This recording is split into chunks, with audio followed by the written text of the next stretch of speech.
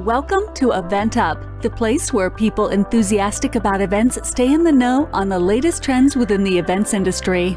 Live, hybrid, and virtual experiences. From virtual events to conferences, award galas, and everything in between. Here's your host, Amanda Ma.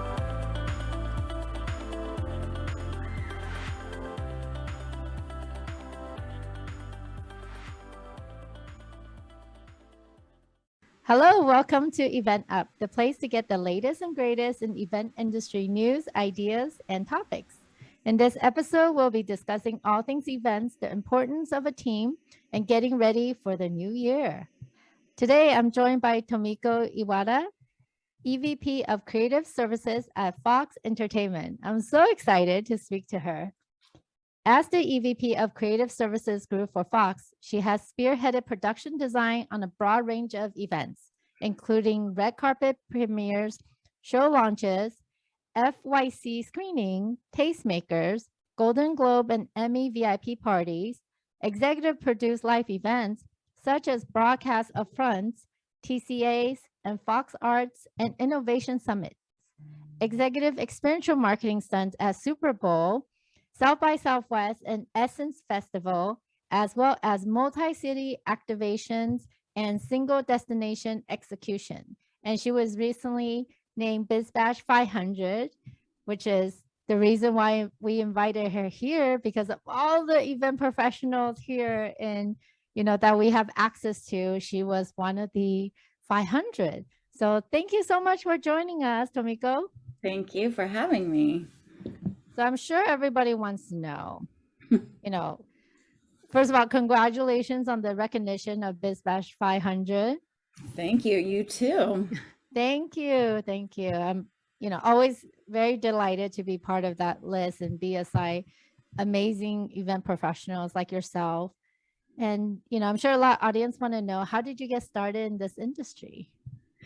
Let's see. So I was an art major in college, and when I was going to school, I didn't know what I wanted to be. But I definitely knew I wanted to work in a creative industry. And then I really started thinking in my senior year of college, what do I really like doing, or what have I liked doing? And I thought about, the activities that I used to plan for high school and even in college, being on the concert commission and so forth. And I really liked the process of putting things together and, creating the invitations and the print collateral that goes around it, figuring out the flow of the event and how the logistics of how people were going to get there, that kind of a thing. Working with the artists, working with designers, security, lighting, all of that. And I realized that was essentially what an event planner was. So I knew that that's the field that I wanted to go into. But my first job out of college was in advertising, and it was an advertising agency, which I really loved being in that industry. And then I found randomly, just, without any person, it was literally an ad for an administrative assistant job at a catering company. And it was a full service production catering company. So they not only did they do really great food and logistics, they also brought in the design and it was a great experience. And that was really the moment that I knew this is exactly what I wanted to do. I loved that job so much. It was one of those jobs where you're like, I can't believe I get paid to do this every day. And then from there, met a ton of creative and great people. I was completely hooked on events, but moved up to San Francisco and then worked in another event planning company, and then got into incentive travel, which was sort of where I got my taste of the hotel and travel industry, which that comes into play with what I do as a corporate event person now, which was when I came to Fox right after that. It was literally a blend of events and corporate presentations, which was everything that I'd worked on before in corporate hospitality, and and I love that part of the industry too. It's a great combination of logistics and hospitality and being creative, and really at the bottom, at the end of the day, it's servicing, some kind of a business goal. And I love being able to solve with some piece of hospitality or creativity. So yeah, that's kind of a the long or the short version, depending on how you look at it. I mean, one thing I really appreciate the times that we spoke is how passionate you are about events. Yeah. I think a lot of that came out in our conversation. And I'm just like, oh my gosh, because I definitely have spoken to other event professionals before, and they're just like tired. So it really re-energizes me when, because I've been doing this for 15 plus years too. And it's like, okay, we still love it. Yeah. Right. And then every day where, I walk in the office and I see my team and I'm just like, let's do this versus like, oh, here I am. Right. I think it's a very different approach. Yeah, I agree. I think that that's the best kind of job to have. I mean, there is absolutely no job that is perfect 100% of the time. There are definitely parts of every job that you might not love as much, but at the end of the day, if you're excited and passionate about what you're doing, I think that's the perfect position to be in. I agree. Yeah. So, and then, when we also connected last time, we spoke about being very intentional actually with the event purpose and goals. Can you elaborate more why that's important? Yeah. I think with every event or project has a purpose, especially, in corporate, right? Maybe not social events, but corporate events, there's always a reason for it. Even what seems like a very simple cocktail party, the goal might be, getting the team to know each other, or it is relationship building, with affiliates or constituents. And so when you really kind of break it down before you start, I mean, this is one of the first things that you always ask about when you get a project, is like, what is the goal? This is what we always talk to our partners and our internal clients about. It's like, what is the goal with this? What is it going to mean for success for you? And for instance, if it is, these people are all new and we want them to, have a better relationship, then, well, maybe then the answer is, let's do a cocktail party where there's a lot of mingling and it's not a sit down dinner where they're stuck to their seats the entire time. So, there's things like that. Or, what people might think is, just another, party where you walk the red carpet or what have you. There's always something. There's partners and sponsors that might need to be highlighted in this event. It might be to get publicity and to get people to pick up the photos in the weeklies. And I think also once those types of intentions or purposes, it helps you prioritize what you're going to do with the event itself, right? So if it's, this big party and it's a red carpet and but that the most important thing that anybody cares about is getting those photos in, the weekly magazines on the red carpet. Well, then maybe what we're going to do is we're going to spend a little bit more, focus and attention and design and money or budget in the actual design of the red carpet and the step and repeat, because that's what, it's going to live on and will be seen. And so maybe it's not about, the food will always be good no matter what the budget is. The food will always be good. It's just a matter of prioritizing and then finding what the best solution is for whatever you're left with. So, and I think that was actually one of the this is kind of going back into the budget thing, but you can have any level of a budget and you can make it memorable and you can meet business goals. But it is very important. That is why it's very important, to be intentional and to, and to know what that goal is. I think a lot of times internal people or internal clients are assigned a project, and they don't necessarily know what their goal is. And so what we will sit down and do, and we love to do, is, ask probing questions and help them figure it out, or help them, just have a conversation, because I think a lot of this stuff is part of that creative collaboration process. And some, might be a couple of meetings, but you start digging into these questions, and you come up with these really great, solutions and creative ideas. So it's a big part of the process, because I think that's also, what's going to make it a success for, our stakeholders, the key stakeholders too.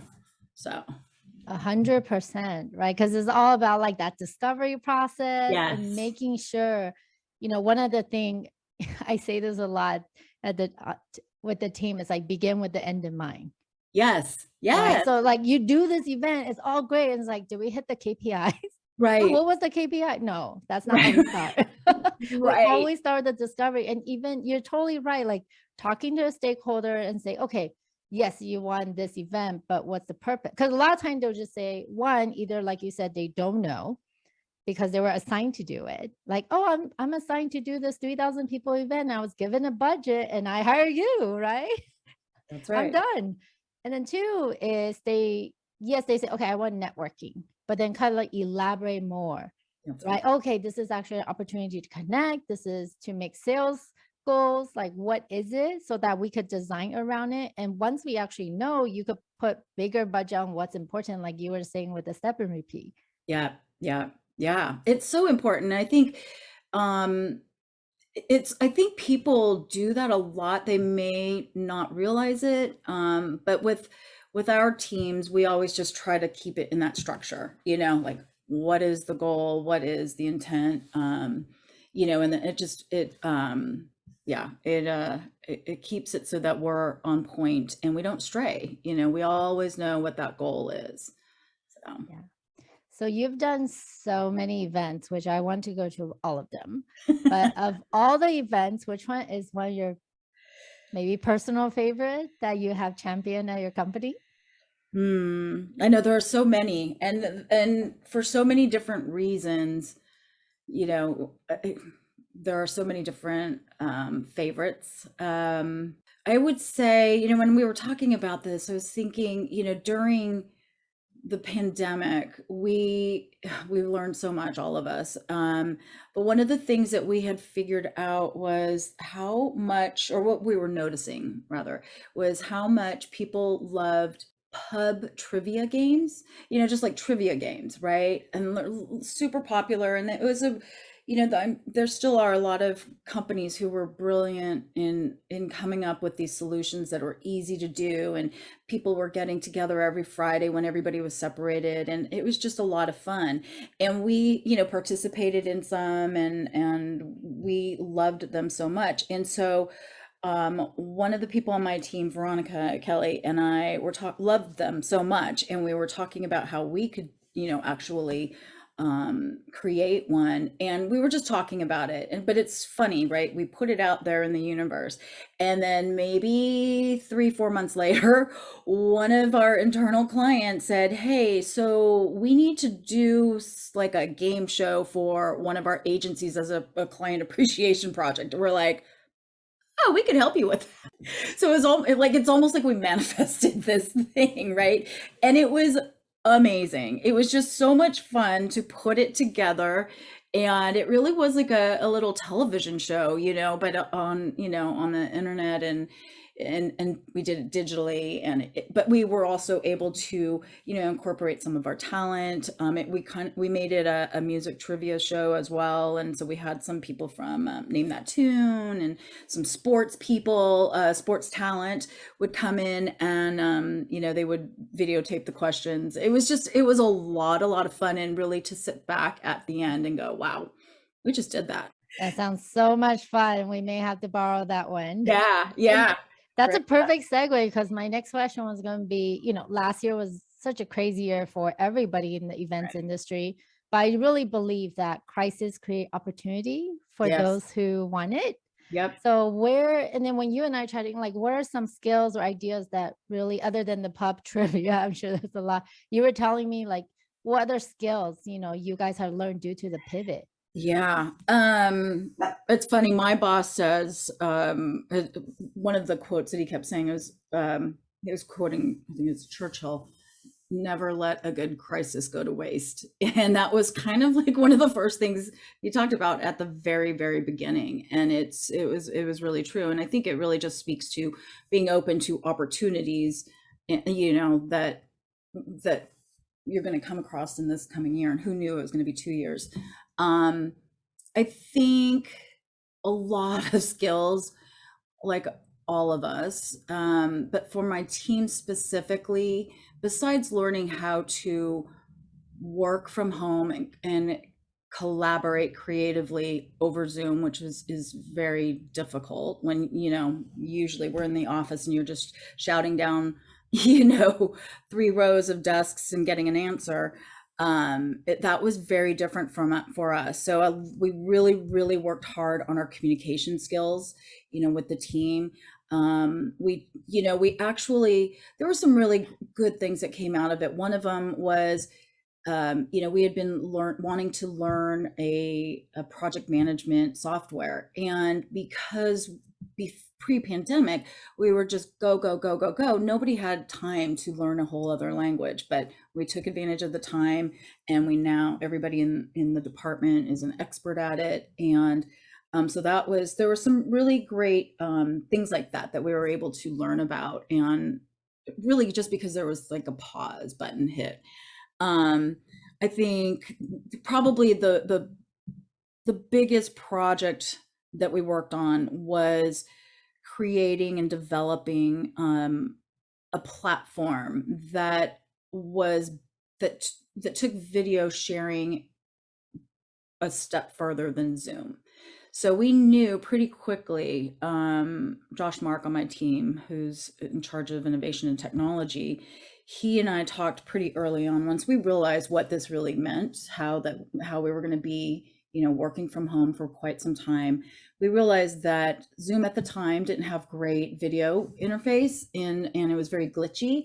But that is, in essence, our product. And we needed to, our sales team, for instance, needed to connect with their clients. They're all about connection and relationships.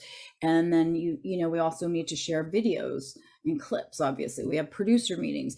And so he and his team went out and put together off the shelf softwares and created our own platform that, checked off all the boxes. And from there, we took that and have spun it off into other types of digital experiences. And it was absolutely learning a new language. So I would say that the entire department learned a brand new language during the pandemic. I know, I remember in the beginning, most of the time when you're on site, right, with a speaker, you could just be like, Tomiko, like, let's go. Like, the team is like, but here's like, Tomiko, look in the camera. Right? Or like, Jeff, right here, we're here. Where are you? Come back. It's so true. It's so true. And then we're like the background, right? They're like their living room, and we're like, oh, we don't know. We like, and then it's like not so clean. So we're just like, maybe we'll find you a spot. Can you just carry us in your laptop? And we'd love to get a tour of your home and find you a new spot, And we're like, yes, this is great. Some natural light. You actually look 10% more handsome now. And it looks presentable because, you are senior VP, and we just want to make sure you look great. That's right. That's fun. That was like a whole thing too, that we started producing all these, virtual meetings. And even if it was Zoom, we would have what we came up with we have a list of best practices now. And there's just like, this 10 steps that we follow every single time. And one of them is a tech check. And, you know, in the beginning, especially, people are like, oh, you know, some talent were like, I don't want to do this. And we're like, it's 15 minutes, but you know, you want to make sure they're framed up, that they're in a space or a spot in their house where the internet is strong, you know, all of that stuff. And, you know, even our internal clients fought it for a really long time. They're like, I can't ask my boss to, you know, give you 15 minutes. And, you know, it's, you know, how I think events, a lot of times we're educators. We have to teach people, bring them along and say, okay, well, this is why, you know, we really, again, like you're saying, we want to make him look in the best light possible. Right.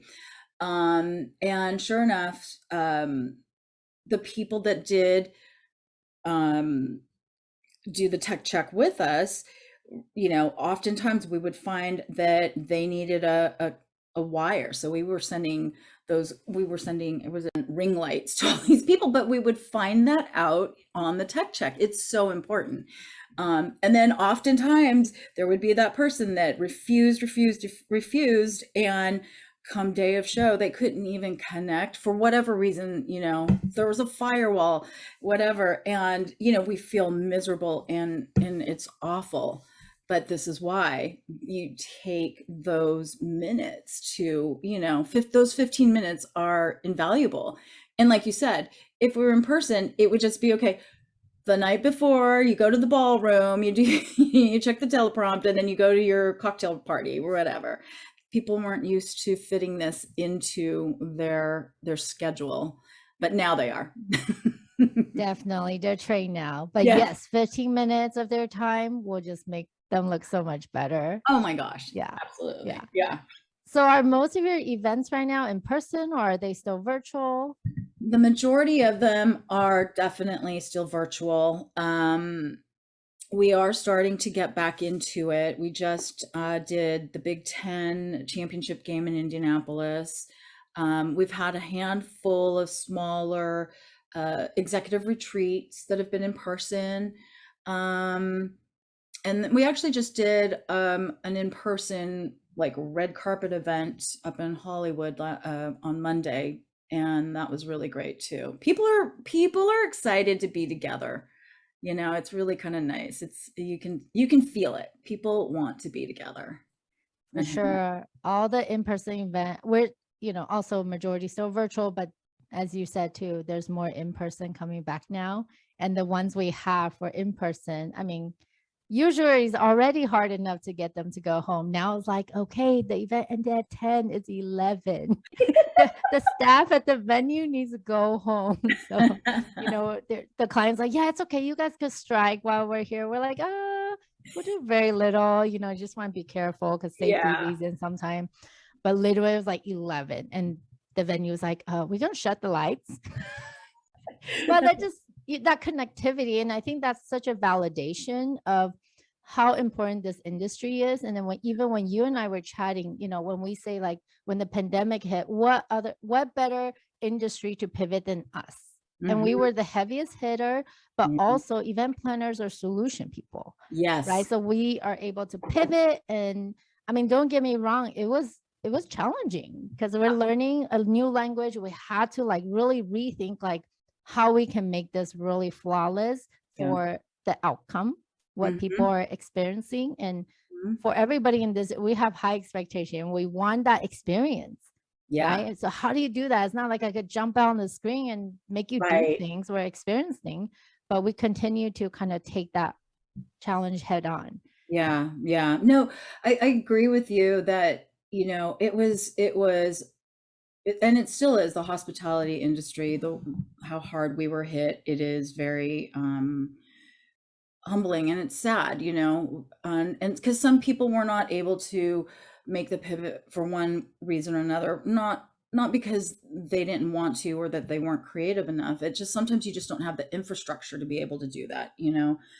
So it's really hard to see that with just all of our colleagues. But I do agree with you that anybody in the events field, we have to, our strategy is to always remain flexible, be prepared, right? Do your homework in the pre-production phase, and just be prepared for whatever hits you on site. And that's constantly, once you get on site, it's weird if you don't have things that come up on site, right? You feel like, I mean, there's been a handful of times where we're like, it's going, very smoothly. This is very weird. But normally there's something, three things in the, the minute you first show up on site that was not planned, but you know what? Came prepared. And so you were able to be flexible, nimble, go this way, and we are problem solvers, right? That's what we used to always say. Party planners are problem solvers, because that's really what we're trained to do. Yeah. Or my daughter says, "Oh, you're so negative. You're always worst case scenario." And I started thinking about it, and I was like, "Oh, yeah, you're right." But then I realized why, because I'm an event planner. You plan for the worst and hope for the best. They're like, no, we're just very prepared. We just think ahead, 3 steps ahead, right? Plan A, plan B, plan C. Plan C. So that's great. So what trends are you kind of seeing in terms of, for 2022? Yeah, I know for us, it's going to be an interesting year, in a good way, challenging. We'll be challenged creatively, right? Because the world has changed. Everybody has changed, in the past 2 years. I think expectations are different. They're, going out just looks different, right? People have to wear their masks. There's a lot of new things that I think we will we'll start realizing, oh, this is new that we're going to have to start dealing with, and, for instance, COVID testing, or, rapid tests at the event, or showing your Vax card, which, we do stuff in and outside of LA. So you're always, whatever the local ordinances are, that's the rules that you have to follow. So, but I think, we're talking about an event where we do have to have rapid testing on site, and what that whole process is. So I think that's going to be different. Let's see. I think the experiences are going to be different. And I think that's a lot because the guest experience and their expectations are different. From what I've seen, they're super appreciative to be there. They seem really grateful. That's what I've seen. I mean, it hasn't been, that they're, I don't know, it's been a very positive thing, I think. And genuinely, people are happy to be together and, eating and drinking together and socializing. And I think that's actually a really great thing for us, anybody in the events, industry, because it's so much easier to build off of that, than something else. But I think, the trends will start to emerge once people really get back into it, and start seeing, reactions and so forth. But I know for us, we're talking about how are we going to reinvent, the in-person hospitality, corporate hospitality program. What is that? Because you can't come back after 2 years and give them the same thing. That's not moving. That's not being innovative. And we pride ourselves in trying to, be leaders in that way. So Definitely. And people's expectation, I would say, actually got elevated, right? yes. If I'm going to now get dressed Yeah. and go to your event, Yeah. it better be awesome. And I say that for myself too, because I used to go out to a lot more events. And yes, the pandemic definitely, I eliminate a lot. But also, if I'm going to go out today, and it's like a lot of effort. Like, I not only have to look half as good, I have to look good all the way through. And then just like driving out there, Los Angeles traffic. We did one event, Beverly Hills, and literally it took 3 hours. That's going there and coming back. 3 hours. I could do a lot of stuff. I could be watching, Squid Games on Netflix. Finish an RFP. Right. So it's like really that value of time is even more precious. And you're 100% right. Like, how do you come back to it and then not offer the same experience but better? Right, but better. And I think, going back to that, for us, we always think about the guest experience, and our bar is to give a VIP guest experience. So whenever, you know, you think about it, what's it going to be like when they get out of their valeted car? What is it going to be like when they walk here? What is it going to be when they're checking in? And which is another thing, if they don't have the proper verification, we put them to the side, but we don't want them to make them feel bad or whatever, right? You need to make them feel still like, okay, you know you're still part of the party, we're not excluding you. But I think, to your point about making things worth time, which also then it comes back down to what is the overall goal of the party. If they're there to just learn about a particular show, and they want access to the talent, then we need to create those pods or those areas where they can get what they need.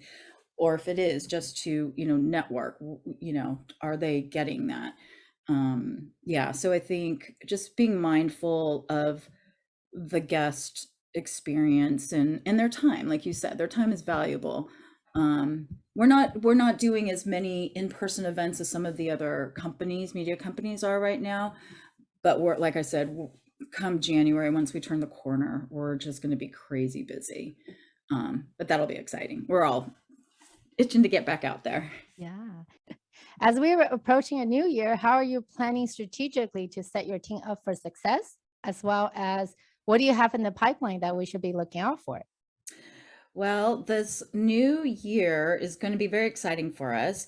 We have, it's coming out of the pandemic, obviously, and I think there's just going to be a big change in events in general. People, the few events that we have been doing in person, you really feel how ready people are to socialize again. At least that's what we've noticed. And, I think people really appreciate what they haven't had for 2 years.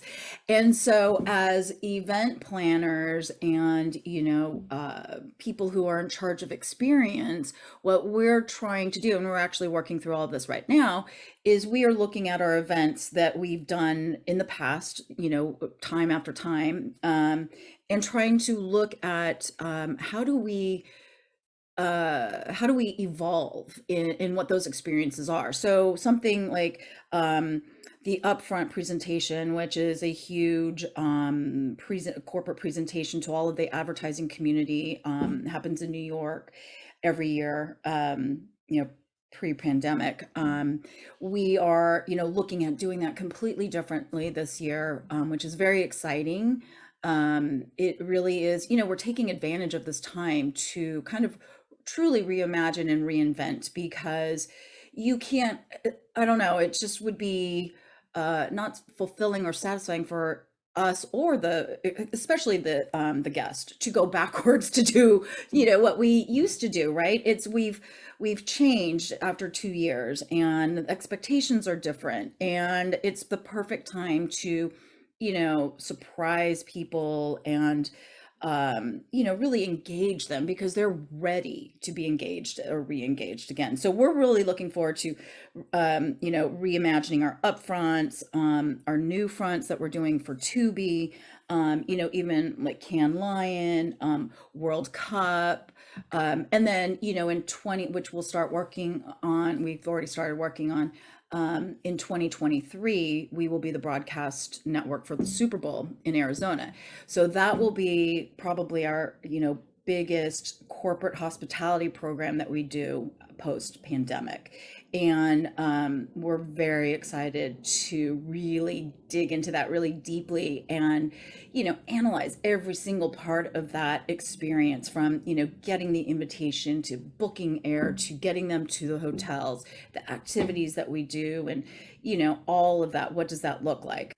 People are craving for events. They want to come out, but it's like how to do that safely, Yes. And then, like you said, also elevating that experience. Like you guys always had done such incredible events. I think I saw so many of them, and that's why I wanted to invite you on my podcast. But also it's like, okay, how do you level up that expectation once again? Absolutely. And it's, they haven't been to those kinds of events in 2 years, and things naturally evolve. I mean, everybody in this world literally is different now, approaching everything differently, just in our life, everyday life. And so it really creates opportunities for, I think, event planners or anybody in the creative business or entertainment or any of that to just take advantage of this time. And really, this is like, there's no better time to start really trying something new, because I feel people are really open for all of that change. So it's exciting, it's fun. So many fantastic shares today. Are there any additional advice that you want to share with the audience today, Tomiko? Yeah, I think, anybody that's looking at a career in events or graphic design or anything creative with experience or experiential marketing, as individuals, when you're looking to be part of a team, I think it's really important to highlight and embrace your differences or your passions, because everybody's different, and everybody has, besides your actual job that you're hired to do, everybody has something to add to it. And it just enriches the team. And I think when people talk about hiring, diverse teams, it it just comes out in production and collaborative creative processes, when somebody might have passion about sustainability, or somebody's passionate and very good at all the technology. And when you bring that together as a team, it's really powerful, and it makes the team so much stronger. And then you're also tapping into your personal passions, and things that you really enjoy. But I always look for bringing in people who have very different point of views, and skill sets, because you definitely need all of those things. I mean, events are very complicated. People think they're so easy to pull off. They have no idea. The guests, or the people who are not in the business, sometimes just think, oh, it's so glamorous, it's beautiful. And of course it is the final product, but getting to that point requires a full team effort with, a lot of different talents coming together.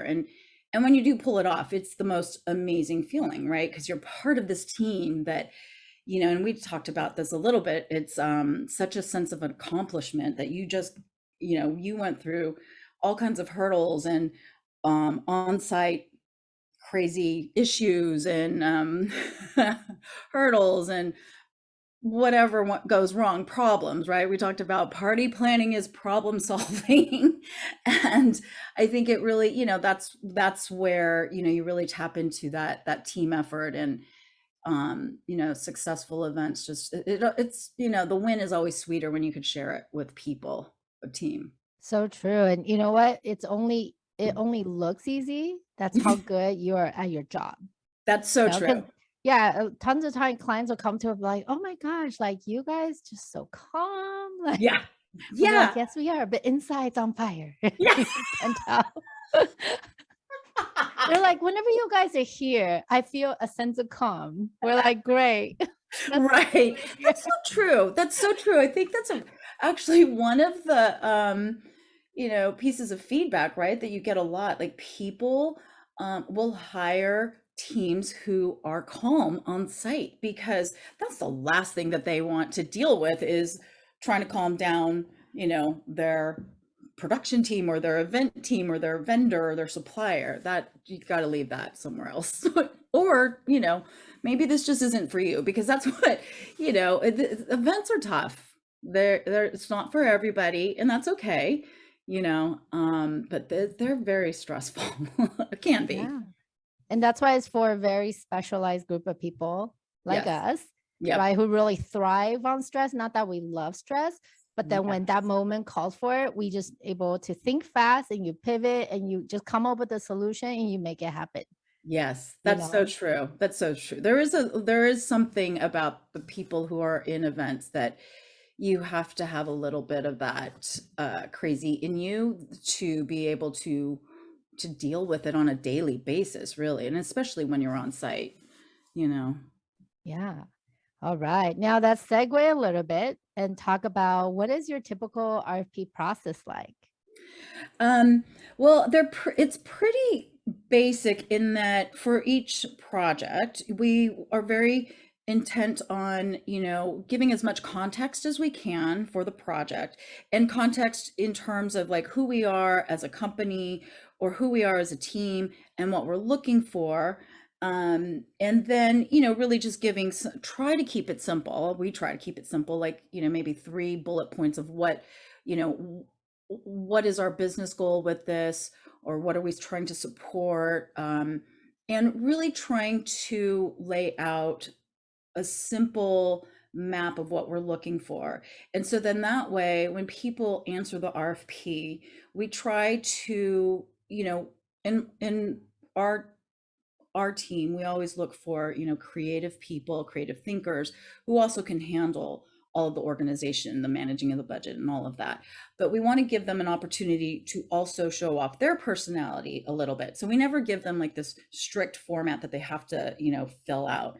And let them answer the RFP in their style. Because also the other thing is, and I don't know that people always understand this, but an RFP is a tremendous amount of work.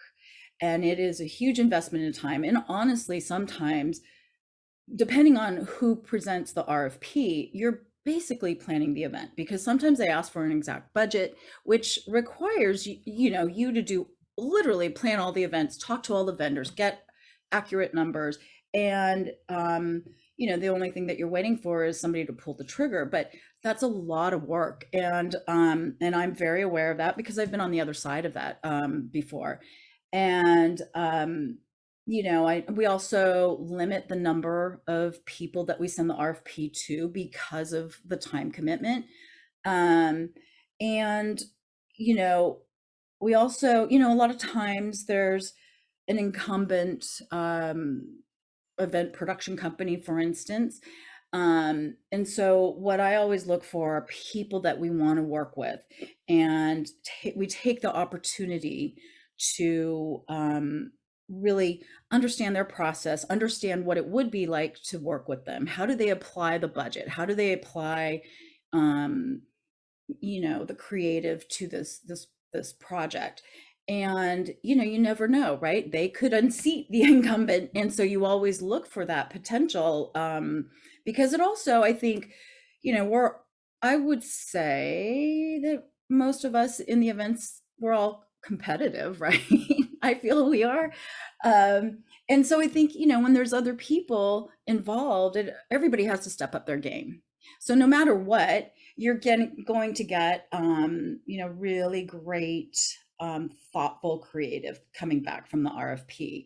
And I think it's, we also take advantage of the opportunity to get to know these people that we want to work with at some capacity or another down the line. And it's almost like you now know how they work. So if there is an opportunity to work with any of these people, you could call them up because you feel like you know how it's going to be to work with them. So, the RFP process for us is, we understand the people who are answering the RFP, and we try to be very respectful of that. But at the same time, we utilize that opportunity to get to know people that we want to work with in the future. So I love that. And I think from, speaking from our agencies, we appreciate that, right? Because when we get asked for RFP, I'm like always thinking, how many companies are bidding on this? And sometimes they tell us, sometimes they don't. Literally, they'll say there's 1 other, or there's 2 other, or there's 10 other. oh my gosh, really? And for that, then we have to look at the scope of work, like you said, and say, hey, is this our wheelhouse? Do we feel strongly about it before we invest like 300, 500 hours in putting this really humongous RFP together? And they don't all take that long, but it is an investment in time. And something else that you and I chatted about too is just, for me, when it's also okay to say, hey, this is not a good time because maybe we're just too busy, or Right. say, hey, we actually don't do marketing, we don't do Right. branding, but we are Right. really good at event management and design. Like tell them, I think that's like a missed opportunity whenever I have younger or newer agency or planners. I say, don't just say you don't do this. Tell them what you do do. Yeah. No, that's really good. That's very true too. Um, I think a lot of times people probably want, knowing you, they want to hire you because they know that you can handle it. And it is a conversation. I think that's the other part that's really, um, you know, very important in all of this, is that everything should be a conversation anyways, because you just don't know what's going to come out of that conversation. Like you said, you would have a conversation with that person, and maybe they wanted you to do respond to the RFP because they know your capabilities and they want you to manage, the marketing. Not saying that you have to do it, but they just want fewer people that they have to work with, because they have, maybe the event or this portion of it is just 1/10 of what they have to plan, and they want to, be more efficient and create fewer, conversation lines. But I think, going back to that, I do think that the discussion and conversations are so important. And, honestly, events, I feel, are such a collaborative art that it is about talking, and you never know, somebody could say something and it's going to spark another idea, or you go down a different path that's even better than they thought, which is also another part of the RFP. I think that when we get the RFP back, the reason why we don't make it, there was a time where we'd say, okay, this is the budget, this is the format that you have to fill out. And that works when it is a very, apples to apples type of RFP that you're looking for. But when you're looking for creative, you want to give the agencies that space to be creative, because there might be something that they have seen out there that we don't know about. And that, again, is just, being very open and not making them conform to something, and really just bringing stuff to you, because they have this fresh point of view, and they could solve it in a way that you maybe didn't even think about or consider. And I'm very open with all of that. I'm always open for new ideas, better ideas, different point of view, because that's also how you evolve, right? It's all new, you keep moving on. And Yeah, and that's that one of my favorite word is synergy. Mm-hmm. Right? Like you're amazing, I'm maybe amazing, but then together, like we create something like miraculous, or like incredible. I think that's what we always look for, and it's a true partnership. We also talked about, it's not just like, oh, I pay you. Yes. Even the vendor we hire, we don't call them vendors, we call them partners here. Just like the way we want our client, like the clients we strive to work with. Right. If we're just a vendor to you, then that's probably not the right relationship we're looking for. We're really looking for a partner, because we're just, we're dreaming about your event. We're working on your event. It's like on so many levels, and we want to be that involved, because only when you're that invested, you have the best partner. Absolutely. And you become an extension of the team, and I think, agencies, I have so much respect for you guys, because you guys really are chameleons.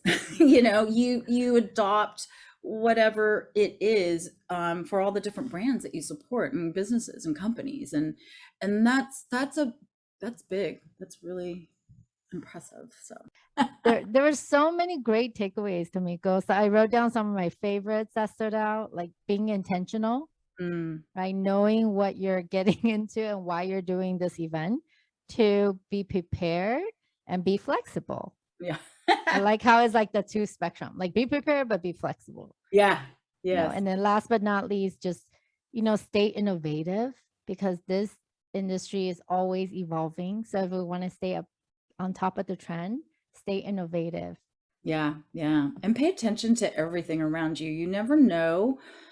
You never know when your next or where your next inspiration is going to come from.